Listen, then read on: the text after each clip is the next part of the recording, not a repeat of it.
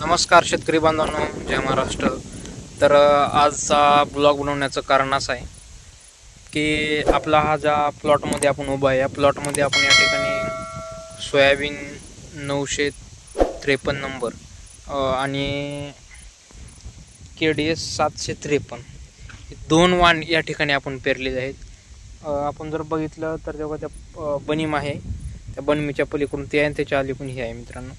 हे आपण सर्टिफाईड कंपनीकडून या ठिकाणी बियाणं घेतलेलं होतं मित्रांनो। बियाणं घेतलं, चांगला पाऊस झाला, चांगली वल झाली म्हणून आपण या ठिकाणी शेतात पेरल्यानंतर मित्रांनो या ठिकाणी आपल्या सोयाबीन हे कुठं उगवलेलं आहे, कुठं उगवलेलं नाही।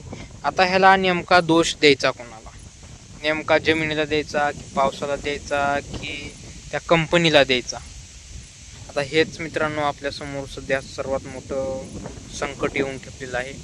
कारण मध्यंतरीच्या काळामध्ये या ठिकाणी पावसानं पेरल्यानंतर या ठिकाणी खंड दिलेला आहे, म्हणजे पाऊस या ठिकाणी सध्या नाही म्हणलं तरी वावगं ठरणार नाही।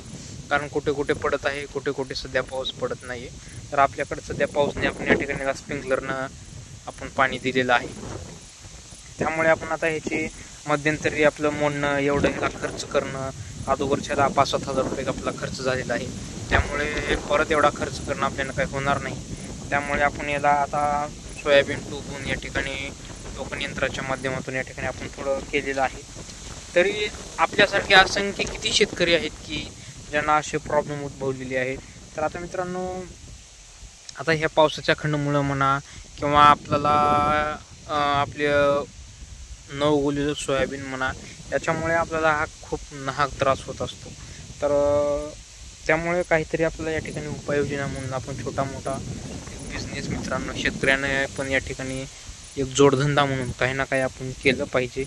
कारण आपण शेतीवर जर या ठिकाणी अवलंबून जर राहिलो तर येणाऱ्या भविष्यामध्ये या ठिकाणी आपल्याला खूप साऱ्या अडचणी या ठिकाणी आपल्याला उद्भवणार आहेत। त्यामुळे आता तुम्हाला दाखवतो आपल्या शेतामधलं सोयाबीन कुठे उगवले, कसं झाले, एकदम पातळ झाले। कोण या ठिकाणी आपले शेतकरी बांधव मोडून पेरतायत, कोण काही करत आहे, कोण जशा त्याच्या पद्धतीनं कोण टोकन करत आहे, या ठिकाणी कोण काहीच करत आहे। पण आपण सध्या तर नाही, हे बघू शकता आपलं का खूप पातळ, म्हणजे काय खूप पातळ या ठिकाणी आपलं सोयाबीन पेरताना पण जास्त दाण्यानं 5-6 दाण्याला आपण सोडलेलं होतं, परंतु वापलेलं नाही। आणि हे आहे 753 योगा, ही थोडं व्यवस्थित जरा दिसायला लागले, कारण थोडं याची जे उगवण क्षमता जास्त असल्यामुळे व्यवस्थित वापलेलं आहे।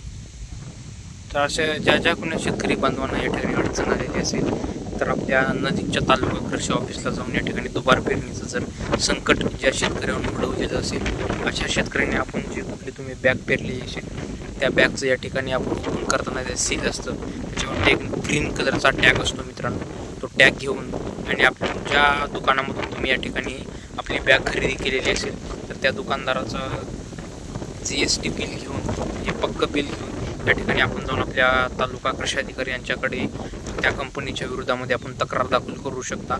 आणि जो का तुमचा मोबदला या ठिकाणी नुकसान झालेली असेल तर तो नुकसान तुम्ही या ठिकाणी मिळवू शकता।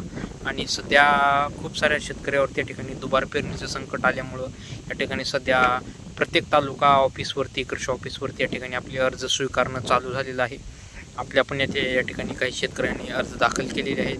तर तुम्हाला कम से कम त्या बॅगचा किंवा तुमच्या पेरणीचा जो काही मोबदला असेल थोडाफार या ठिकाणी 100% शासनाच्या माध्यमातून मिळण्याच्या या ठिकाणी सुरुवात होईल। या ठिकाणी प्रत्येक संघटना असेल किंवा काही पक्ष असतील त्याची दखल घेऊन या ठिकाणी त्यांनी आवाज उठत आहेत, या ठिकाणी निवेदन देत आहेत। त्यामुळे ज्या शेतकऱ्यांचं या ठिकाणी असं दुबार पेरणीचं त्यांच्यावर वेळ आलेली आहे तर त्या शेतकऱ्यांनी या ठिकाणी आपण तालुका कृषी ऑफिसकडे जाऊन लवकरात लवकर या ठिकाणी आपला अर्ज करून त्याचा मोबदला मिळवून घेऊ शकतो। धन्यवाद। भेटत असेल पुढील व्हिडिओमध्ये। शेतकऱ्यांसाठी आपण हा चॅनलवरती रोजच्या रोज नवीन अपडेट देत असतो।